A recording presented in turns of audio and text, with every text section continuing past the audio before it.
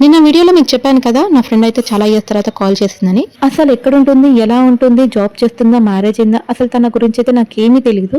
So ఇంకా ఇవన్నీ details అలా మాట్లాడుతూ మాకైతే అసలు టైం కూడా తెలియలేదు. 2 అవర్స్ అయితే మాట్లాడుకున్నాం. అసలు అంత టైం ఎలా మాట్లాడామో కూడా మాకు తెలియలేదు. తన స్టోరీ మొత్తం విన్నాక లిటరలీ చాలా బాధేసింది. అలానే ఇంకా తనని చూస్తే ప్రౌడ్‌గా కూడా అనిపించింది. అంత ఇన్స్పైరింగ్‌గా ఉంది. ఒకటి ఇంకా చాలా బాధగా కూడా ఉంది. తన స్టోరీ విన్నాక నాకెందుకో మీతో షేర్ చేసుకోవాలనిపించింది. షేర్ చేసుకునే ముందు తన పర్మిషన్ కూడా ఒకసారి తీసుకోవాలి కదా! సో తననైతే అడిగాను. ఒక్క సెకండ్ కూడా ఆలోచించకుండా తనైతే సరే అని చెప్పింది. తను ఓకే చెప్పాక నేనైతే ఆలోచించాను. డైరెక్ట్‌గా సిరీస్ లాగా చేద్దామా? లేకపోతే ఒక స్టోరీ లాగా చెప్దామా అని. ఇంకా సిరీస్ లాగా చేద్దాము అంటే నేను ఒక్కదాన్నే ఉన్నాను. సో నాకైతే సపోర్టింగ్ క్యారెక్టర్స్ అయితే ఎవరు లేరు. సో అందుకే ఇంకా స్టోరీ లాగా చెప్పేద్దామని డిసైడ్ అయిపోయా.